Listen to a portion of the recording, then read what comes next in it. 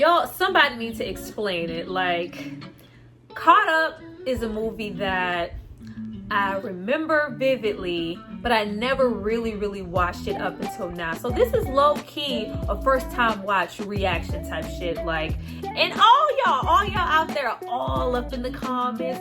Oh yeah, Caught Up. Oh, it's classic. What the f y'all got me out here watching?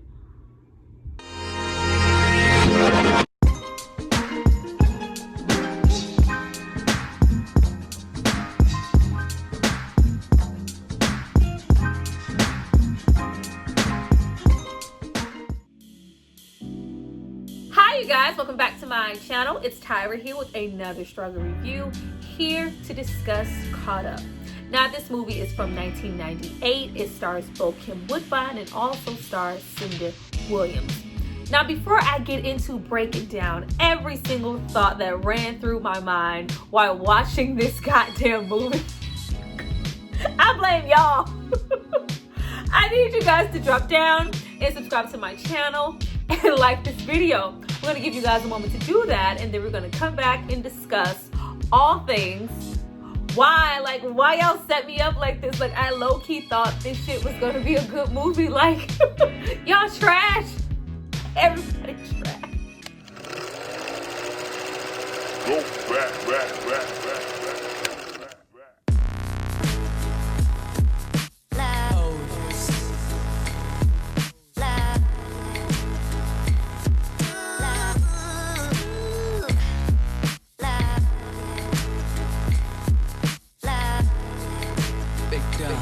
Now that you guys have hopefully subscribed to see more of me, let's get into this movie.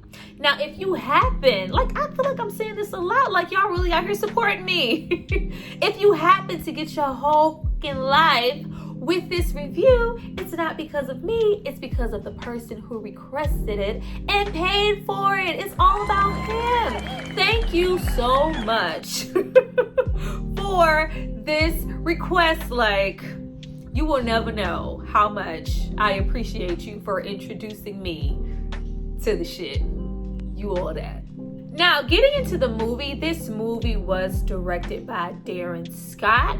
You might not know him. He's probably not super familiar. He's been around more so as a producer. He's produced things like Sprung, Tales from the Hood, Menace to Society, The Brothers. Like, he been outside. Now, as soon as the movie starts, we get directly into Daryl, portrayed here by Bokeem Woodbine. Like, let's spend a little second on this brother. Like, he has been acting out here in these streets for a very long time, all the way back from movies like Strap to, you know, contemporary movies like Queen and Slim.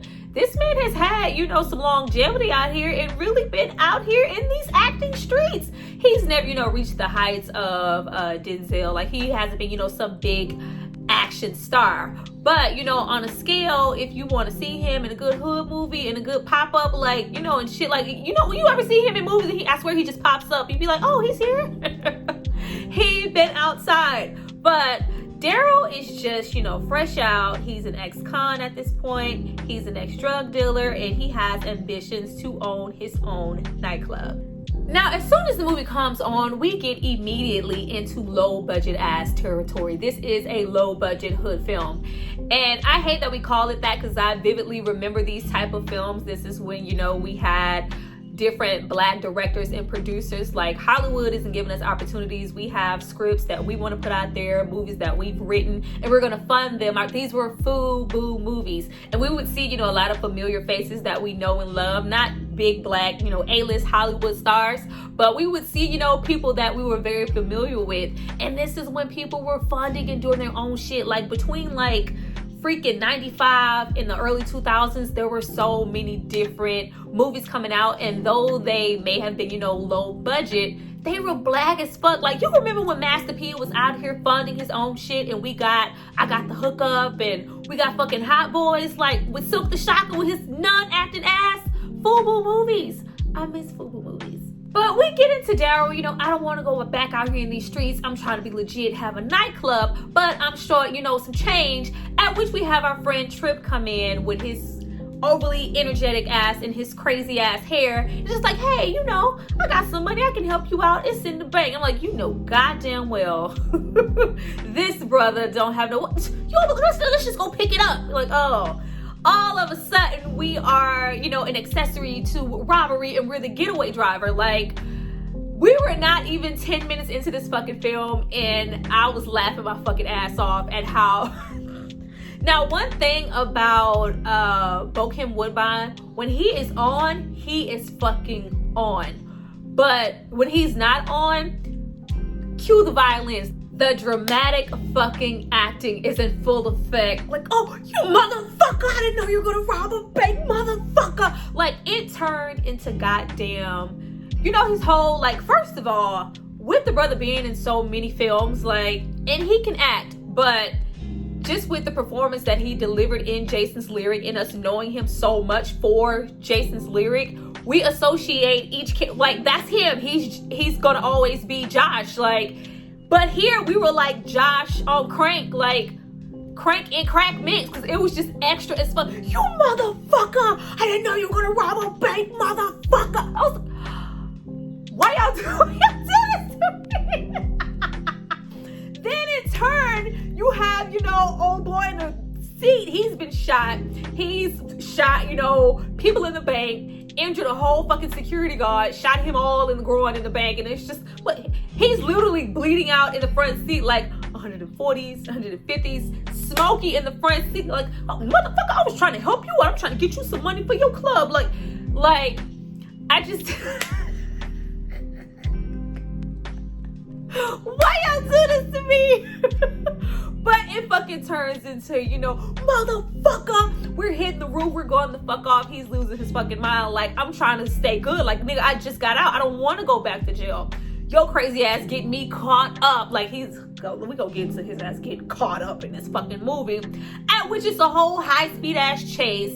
The friend crashes through the goddamn windshield and dies. And, you know, he's put away yet again for 5 years in prison. I blame y'all. Now, while in prison, he takes the time to better himself, get his education. You know, he's gotten into more books and has vowed to not only get out and, you know, start that nightclub, but also get out and have a better relationship with Trish, his ex-girlfriend, who is now married and had a son for him. Now, Trish here is played by Miss Cynda Williams with her fine self, aka Miss Clark Bentecourt from Mo Better Blues. Now, I just want to go on record as to say, I remember vividly mentioning her acting in Mo Better Blues at some points in the movie. Watching this, I was right. Now, for this movie to be, you know, so low budget, we have a lot of star power in it as far as, you know, some of the black actors that are here. Not only do we have a Bokeem Woodbine or a Cynda Williams, fucking Tony Todd pops up as the PO to say, you know, don't fuck up. You know, 1 and 2 strikes is one thing, 3 strikes your ass is out. I don't care what role this man is in, he is always packing that Candyman sinister ass energy. So as far as I'm concerned, he's always looking and speaking like he's about to slice somebody the fuck up. But he goes there to, you know, tell him, stay on the straight and narrow. I'm watching you. We know you everywhere. We just can call your name 5 times. Now, if you happen to think that this is your everyday, run-of-the-mill, simplistic ass hood movie, you are sadly mistaken. No, we take all kind of liberties and all kind of things with the plot. Like, they try, like, truthfully, if this was remade and they fine-tuned the script with a bigger budget, this shit would slap. This would be, you know, your best, you know, up-and-coming thriller type, because they take all types of twists and turns in this shit. And I was like, wow. We get into him getting out looking for a job, and while in the restaurant, he sees his ex, Trish. But no, it's not Trish. Trish is off. She's married with a baby. We get introduced to Vanessa, a woman who's a self-proclaimed psychic and fortune teller who can read all the men's minds, and she looks identical. She looks just like Trish, but this isn't Trish. This is Vanessa.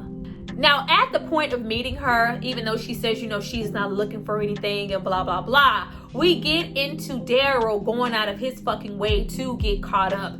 everything from meeting her in the restaurant was a sign to get the fuck away. Like, first of all, she's a psychic. Why would you want to be with someone who can read your every fucking thought? Like, no. We get into, him, he didn't take heed. Like, girl, I'm just like, I just can't. Like, you look just like Trish. This must be fake. Like, oh, yeah, that made sense. But it's just like, no, I'm gonna walk into your car, can I get you? Like, pow, pow, pow. Whole man shows up all dressed in black and just, starts blasting off on her at that point. He goes out of his way to, because that's the type of guy he is. He's not only protecting her, but I got a gun. Like, Cynda Williams had some type of range in Mo Better Blues. It all flew out the fucking window here. I ain't never shot a gun before. Like, it was like, we were like strictly relying on all the boobage and all the sex appeal here as a gypsy tramp and thief. Like, where did your acting go, girl? Like, it was so up and down here. We get like the dialogue, like them talking at the table in the diner. Great. Once they get back to the foxy lady, what were we, fucking 70s Jimi Hendrix? We go back to the foxy lady and they're exchanging, dialogue in the hotel room and about, how he's conditioned, things he learned in prison, what he wants to do. Like, the dialogue is there. The acting is there. But we'll have a whole switch up and it's just like, oh, give me the gun. I ain't going out like a punk motherfucker. I just got out, motherfucker. Bow, bow. Nobody said cut. They just let it go. But even though we have cringy ass moments like that and the acting is up and down, once we get back to that room and she just can't tear herself away to be alone and she never felt like this. About, do you believe in fate? This is fate, They get into the sex scene. Before we could even get into the sex scene, once we get into her like going in for the kiss and kissing him, this is some of the most awkward fucking kissing I've ever seen in my life. It's like, why are your eyes open? Why are your eyes open? He's fucking playing a typewriter on her lips with his fucking eyes. Like, then they get into this long, sloppy, how it is. You remember, like, it was something about sex scenes from 90s movies. Like, I always felt like they went out of their way to put some stank on that shit and make it extra freak nasty, like, for no reason in the 90s. And that's no excuse here. First of all, there isn't a big budget behind this film. So once they get into the sex, like, it turns into like elevator porno ass music. And it's like, oh yeah. Like, it was fucking porn. It was the fucking music that they have playing in the background and all the extra licking. Oh, what? Who chose that music? Who chose that music? Because as far as I was concerned, it was Cinemax. This wasn't even Cinemax After Dark. This was porno tape that you found when you was a kid that you weren't supposed to watch with white girls on.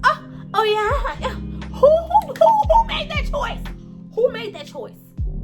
Now, not only do we have him just about get shot the night before, as soon as he wakes up with a gun in his face from Billy, aka our discount ass Judd Nelson. Like, he was giving major low budget ass Judd Nelson, somebody a little bit off of his rocker. Like, oh, that's my friend. Like, oh, he put a gun in my face. You don't put a gun in my face, motherfucker. You put a gun in my face, Anyway, hey, baby, I'm trying to help you out. He's trying to give you a job. Blah, blah, blah. He has a limo service, offers him a job, which he takes. Once we take the goddamn job, we get there, and Clifton Powell is there, aka punk ass Chauncey, looking like, are you ready, kids? Oh, yeah, Captain. Like, it was very much Who Lives in a Pineapple. I was like, who the fuck? And we gonna get into the fake beard. Like, I knew it was a fake beard. I didn't know at that moment why, because with the movie being so low budget, I was like, well, they just slapped this fake beard on him because that's all they could afford. But he has this fucking fake beard on and this goddamn eye patch. And as far as I'm concerned, when you put Clifton Powell in your movies that is not a fucking Friday, we already know he up to. He is up to no good. I already knew what he was there for. He is always there to assault, beat somebody, finesse somebody, traumatize somebody. So if you see him, just run the other fucking way. Because I'm so sorry. I'm so sorry to put that man in that category. But he is all too well at playing a certain kind of stank ass character. So when I see him, the guard is up, I was like, oh, you better trust this dude looking like a fucking pirate. Okay. Now, after we leave, Clifton Powell getting buddy-buddy with Daryl and him feeling like he has a friend. Yeah, nigga, ex-con, nigga, king. I swear, all of Clifton Powell's, yeah, nigga, me, yeah, nigga. That's the gist of his roles. Rage. We get into, life getting a little better for Daryl. Even though the limo job may be a little bit shady and I don't know what the fuck's going on in that back seat. I'm driving, I'm stacking money, I'm one step closer to being, a legit father to my son and to being a club owner. All the while things are, going better and better with Trish, aka Gypsies, Tramps, and Thieves. Up until, he's like, yeah, I want her to read my fortune. Like, why? I would never understand why anybody would want to, know, like, I'm good on that. But flipping those cards, she gets all these bad, he's the fool. We see signs of death, like some shit is about to pop off. It's looking real negative out here in these streets. Like, don't show me them cards, motherfucker. I want different cards for my future, motherfucker. Like, okay, he was heated. He didn't like it. But it's just like, no, baby, I'm here. Everything's gonna be okay. Think about the lover's card. We in love. Like, okay. All right, girl. But yet again, we keep having moments of his life being put in jeopardy. After we leave the club and he doing some old ass Cabbage Patch dances. Once again, somebody rolls up on them to shoot them. At which she, goes, maybe it's my old boyfriend from the islands. He doesn't want me to be with anybody else. He might be sending somebody. He is just not feeling that shit. Like, no, girl, this is not a motherfucking coincidence. Tell me the truth. Get your shit together. Meanwhile, I'm about to go on my way. I just got out. I love her. She's like, oh, so you just gonna leave me? Like, girl, bitch, yeah. Now, I love how we have him returning to work and we have, the PO, Tony Todd pop up like, hey, I told you, I was watching you. Like, yeah, we know who you are, bruh. You ain't gotta tell us twice. But he goes into work and things are different. Clifton Powell has been fired. Whole Pineapple Under the Sea has been fired. At which, he's turns up after the job and it's just like, nigga, pinky, nigga. He pops up doing Clifton Powell shit. I don't know what was going on with the director or if they, had something going on with the scenes, but there are like a plethora of scenes with him and Clifton Powell for some reason, and they're like this close to each other's face. Like, why? They're like talking, yeah, nigga, I gotta find me another job, nigga, the man, I'm going to prison, nigga, yeah, I can't stand that motherfucker. Here's a 40, you want a 40 coat, 40, yeah, nigga. Why are we that close? There was no need for those two grown men to be, that fucking close. Now, random ass Judd Nelson, Billy, calls him up, goes, hey, man, I got a special job for you, man. Acting.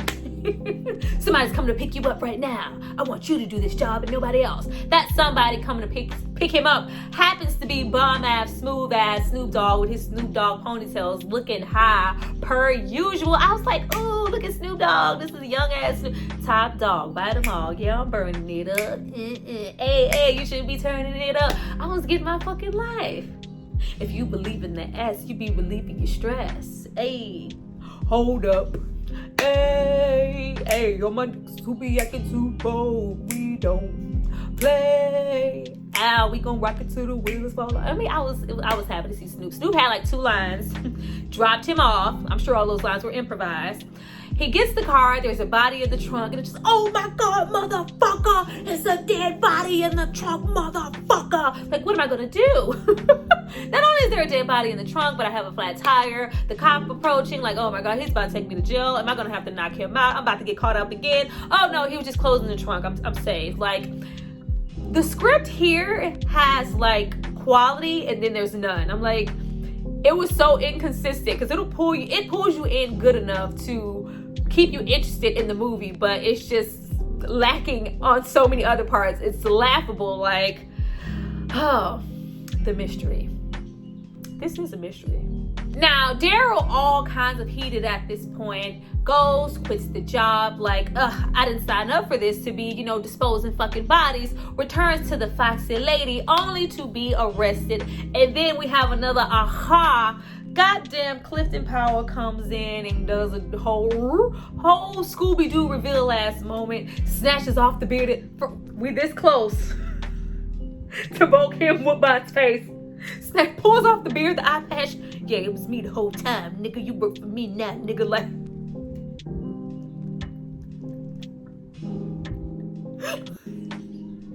why y'all do this? Like, not only do we have this extraordinary up close and personal as like he was interrogating him this close to his goddamn face. Like, if y'all want a kiss, just say that. Not only do we get into like, you can't quit, I was undercover there, now you work for me, there's some shit going on there, I want to get to the bottom of blah blah blah, work for me or I'm locking your ass back the fuck up, I'ma kill you, nigga. Like, it got real, suck it, nigga. It got real.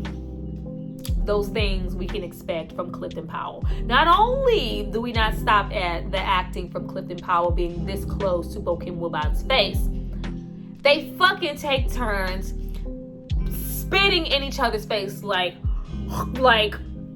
New York Flavor of Love ass spit, like pumpkin. This bitch spit in my face, like spit, like, oh, why? Like choices. We don't stop there. We get into like a whole bitch slap fest, like Clifton, a pinky nigga ass.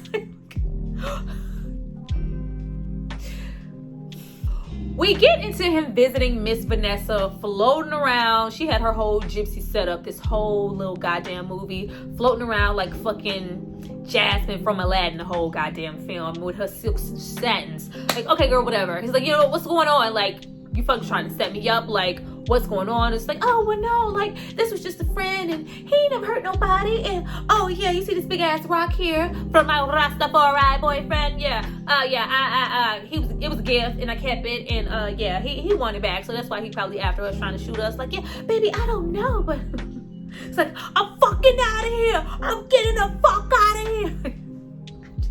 I don't know what y'all want from me for this. Goes to the fucking door. It's just like, oh no, baby, where did Cynda Williams acting go? I just ain't never felt like this before. And if I could just have you one last time, I'm feeling real freaky. Of course he gives in. Motherfucker. He gives in. At which he wakes up, like each time they were together and he woke up, it was a different fucking scenario. He wakes up next to her body, handcuffed, stabbed to death with the tarot card on it that says judgment. And like, oh gosh, like if this was, written better and on a grander scale with a bigger budget, it would work, because as soon as, she wakes up, it's like, motherfucker, she's dead. Like, I gotta get out of here. But conveniently, Pinkin nigga is at the door with the cigar. Like, I love how he's just at the door with a cigar. Like, give away the plot even more. But he's on the run now. He's jumped out of the window. He's walking around and with sunglasses on inside. He's on the news. He's a murderer. Like, people are on his ass. With him now being on the run and feeling like he needs to prove his innocence, we have a moment with him going to buy a gun to protect himself from fucking undercover brother with a giant afro. Like, oh yeah, my brother, would you be interested in my super nigga bulletproof vest, my brother? Like, we took a trip to the 70s. But he goes to Billy to try to interrogate him, get more information. I know you know something. Who is this person who's after her? They maybe did this instead of me. What's going on? At which, by coincidence, Ahmad, this Rastafari, just happens to be there, and he's hiding out in the closet because at this point he just had presumed that it was the bodyguard. Like, he's willing to kill and shoot somebody, but he really don't want to shoot nobody, even if it's annoying ass knockoff Judd Nelson. Once we finally see this Ahmad character, I was like, now was I the only one? Who else grew up watching Steven Seagal films? All of the, Above the Law. Who was watching those? I vividly remembered this man, Screwface from Mark from Dead, Don't act like I was the only one watching Steven Seagal do the motherfucking karate kicks in those black jeans with his ponytail. I was like, oh, it's crazy. It's Screwface. And as soon as we get into Screwface and his little crew, it was very much giving the devil not welcome here. It was very much giving that. But with him interrogating him, he gives his whole backstory on Miss Gypsy Tramp and Thief. Not only did she run off, but she stole the diamonds. You know, she got with him under false, like, oh, she had some of the best poom poom me ever had. Like, oh, that shit was, it was slapping. The poom poom was fire. I was blinded by the poom poom. She took control, went off, you know, stole the coal. Like, his whole dialogue, like the whole roster situation, because it could come off gimmicky sometimes, it was very much authentic. I like the backstory. Like, there were some shining moments here. The whole movie just, some wires got crossed. But it's like, yeah, she stole my shit, and you know, if you help me, I'm willing to give you a diamond. I know this guy has my diamonds because it's in the paper. He killed her. Where is he? Of course he's in the closet. Hiding out. But he just does not believe him. Like, you want me to believe he's in the fucking closet? Like, yeah. Drop the acid on him. Like, no, we said drop. You said drop her. I said, no, put a drop. I said, put a drop. You done fried his whole brain. Like, the script, they go look in the closet. They go look in the closet, and you know, he's did a whole Spider-Man. He's on the whole ceiling hiding out, and it's just like, damn, this is who I'm up against. Like, I'm just about to run off and disappear. Gets in a little red Corvette, steals a man car. He's just about to go off into the open road and disappear. I'm about to run off. But before we run off, like, you know what? If this is going to be my life and I'm going to be on the run because I'm always getting fucking caught up. This guy had the worst fucking bad luck in the world. I need to call and say goodbye to my son. Picks up the phone to say bye to the son. Guess who's the baby's daddy, aka the man that Trish has been married to? Fucking LL Cool J, answering the phone, looking like Marion, looking like he just stepped off the set of In the House. Like, yeah, what's up? It's Queen's baby. What's up? What's going on? Like, I swear they just have him with some stock ass. Like, he's just sitting on the couch. Yeah, what's up? Yeah, I don't know. Trish been gone for weeks. Like, she ain't been here. I ain't seen her. I just been here with, like, he must have been a real one. I just been here, you know, taking care of, like, I'm over this. And this is like, yeah. He has this whole speech. He, you know, says goodbye to Jerome. And it's just like, I'm about to run off. It's like, no, I'm not going out like that, motherfucker. I'm going back, motherfucker. And proclaiming my life, motherfucker. I'm innocent, motherfucker. And he turns around and goes back. Now, at this point, we're, you know, finally getting to the ending after all these theatrics. And, you know, something in his spirit, just his intuition is just feeling like something more is going on here. He goes back, digs up Vanessa, and he realizes that this is actually Trish. Now, Trish has, you know, been missing, and LL Cool J, Queensbridge Baby, has not seen her. She's here. They have, you know, faked her whole death and used the girlfriend's body, which is, you know, this has been a whole plot with the whole mind reading situation. She knew about the girlfriend, knew what she looked like, and used him to use her to get this whole situation. Like, it was real elaborate. But, you know, it's Trish. He recognizes the tattoo, which leads him back to goddamn Clifton Powell, the officer. Like, they've both been working together to conspire against him and set him up so they can use the diamonds and sell them and collect the cash and run off together. Like, this whole time, Vanessa has been a dead ass man eater. She's using men for what she can get. You know, she's seducing, she's reading minds. We all lead back to this little shack up ass house. I love how he comes in all proud, like, yeah, you coming with me, we going to the police, and you gonna tell him I'm innocent. He gets knocked the fuck out, like, yeah, wow. But I love how she rationalized, like, well, yeah, how good could she be? She left you, she didn't even write you. I just, you know, killed her and set her up and put her in the bed next to you to sell these diamonds, but I love you, baby. I'm feeling real freaky, like, girl. You know, knocked out, tied up, they get into, you know, trying to sell the diamonds, and we can get this $2 million, at which, you know, Mark for dead, Screwface, the devil not welcome here, comes in like, no, bitch, you thought you could do this to me? Like, no, you could not. I know what's going on. The guns are drawn. You put your gun down. I'm not falling for your poom poom no more. Give me me my diamonds, girl. Now, she hands over the diamonds, at which we have lights go out and the whole fucking shootout commence. Like, the dark, like, they made real good of what they had. Like, we get the whole flashing, pew, pew, pew. Like, he's just there handcuffed, at which the light comes back on and she's the last one standing. But, oh no, she's shot. Oh, not her. She was so nice. It's like, oh, I always loved you, baby. I never stopped thinking about you.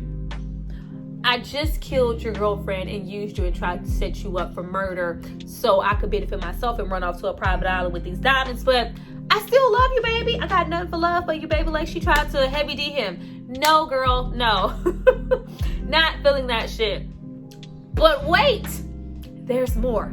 If you thought this shit was over, you were sadly mistaken. We get to the end of him, I'm innocent. He's collected the cash that's there. He's called his PO, Candyman, who's always watching. Like, yeah, no, this is what happened. And no, but it doesn't make sense. If that's what was happening then, and we're leaving it up to the rosters, they didn't know anything until you were in the paper. Who was shooting at you guys the entire first half of the movie before? Aha!